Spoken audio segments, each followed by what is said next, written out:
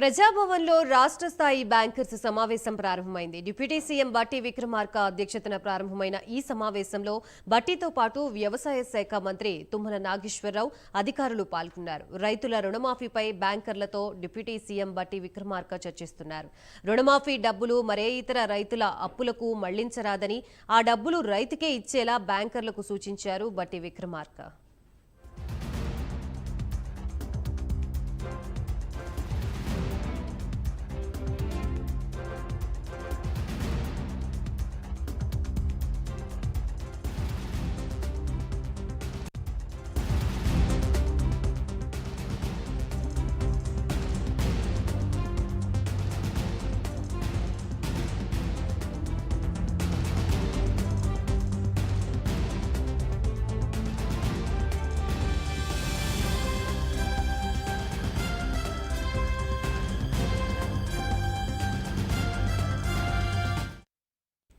ప్రజాభవన్లో రాష్ట్ర స్థాయి బ్యాంకర్స్ సమావేశం ప్రారంభమైంది. డిప్యూటీ సీఎం బట్టి విక్రమార్క అధ్యక్షతన ప్రారంభమైన ఈ సమావేశంలో బట్టితో పాటు వ్యవసాయ శాఖ మంత్రి తుమ్మల నాగేశ్వరరావు అధికారులు పాల్గొన్నారు.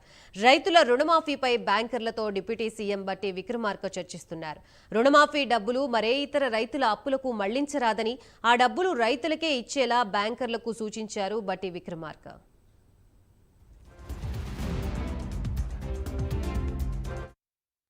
రైతుల రుణమాఫీపై బ్యాంకర్లతో డిప్యూటీ సీఎం బట్టి విక్రమార్క చర్చిస్తున్నట్లుగా తెలుస్తోంది. ప్రస్తుతం ఇదే అంశానికి సంబంధించి మనకి పూర్తి సమాచారం అందించడానికి మా ప్రతినిధి చందు సిద్ధంగా ఉన్నారు. చందు,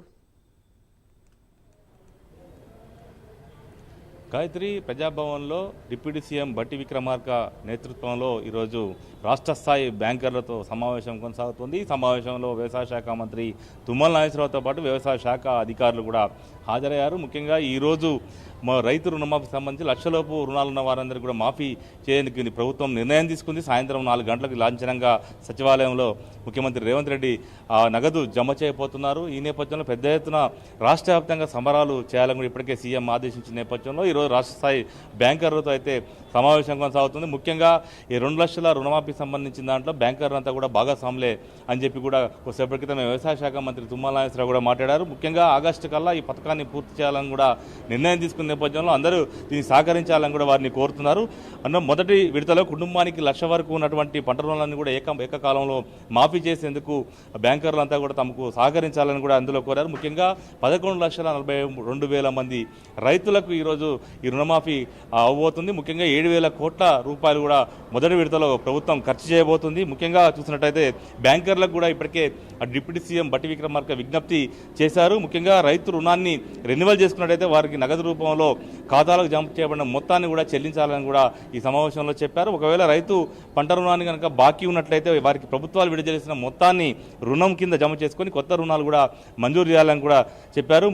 మరోవైపు ప్రభుత్వం నుంచి పంట రుణమాఫీకి చెల్లించే మొత్తం రైతులకు తప్పకుండా చేరేలా బాధ్యత వహించాల్సింది బ్యాంక్ అధికారులే అని కూడా అందుకు సంబంధించి ఆదేశాలు కూడా ఇచ్చారు. మరోవైపు ప్యాక్స్లకు సంబంధించి డీసీసీబీలకు విడుదల చేసే మొత్తం ఏదైతే ఉంటుందో అది 1 లేదా 2 రోజుల్లో రైతు ఖాతాలకు కూడా జమ చేయాలని కూడా చెప్పారు. వచ్చే 4 రోజుల్లో బ్యాంకుల్లో రద్దీని తట్టుకునే విధంగా కూడా అన్ని ఏర్పాట్లన్నీ కూడా బ్యాంకర్లు చేయాలని చెప్పారు. మరోవైపు రుణాల రెన్యువల్ మరియు నగదు చెల్లింపులకు ప్రత్యేక కౌంటర్లను కూడా ఏర్పాటు చేస్తే అటు రైతులకు ఎలాంటి ఇబ్బంది ఉండకుండా వాళ్ళు రుణాలు పొందే అవకాశం కూడా ఉంటుందని కూడా ఈ బ్యాంకర్ల సమావేశంలో చెప్పారు. రుణమాఫీ 2024 పథకం అమల్లో పూర్తిగా సహకారాన్ని మీద అందించాలని కూడా బ్యాంకర్లకు స్పష్టంగా ఆదేశాలు అయితే ఇస్తున్నారు. ముఖ్యంగా బ్యాంకు శాఖలకు వచ్చే అధికారులకు కూడా పూర్తి సమాచారం ఇవ్వాలి, రైతులకు కూడా సహకారం అందించాలి.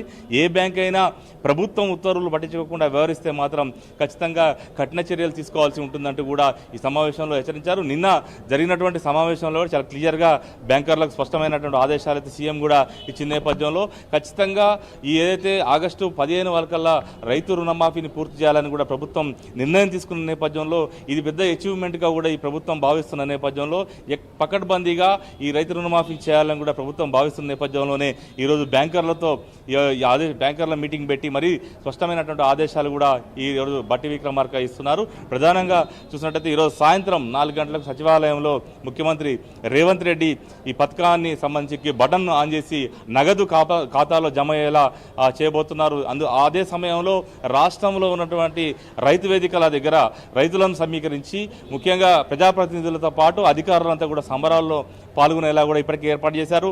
రైతులతో నేరుగా ముఖ్యమంత్రి రేవంత్ రెడ్డి మాట్లాడే విధంగా వీడియో కాన్ఫరెన్స్ కాల్ ద్వారా వాళ్ళ సందేశం కూడా ఇవ్వబోతున్నారు. మొత్తంగా చూసినట్టయితే ప్రభుత్వం చాలా సీరియస్గా పట్టుదలగా తీసుకున్నటువంటి రైతు రుణమాఫీ కార్యక్రమాన్ని అమలు చేసి రైతుల్లో ఒక మెసేజ్ ఇవ్వాలి, ప్రభుత్వం మీద ప్రభుత్వం రైతులకు భరోసా ఉంటుందన్నటువంటి సందేశాన్ని ఇవ్వాలని కూడా భావిస్తున్న నేపథ్యంలో రైతు రుణమాఫీ సంబంధించి పకడ్బందీగా అమలు చేసేటువంటి ప్రణాళికలను రూపొందించింది. ఈరోజు అది అమలు చేయబోతుంది ఈ Gayatri. Right, thank you for the update Chandru.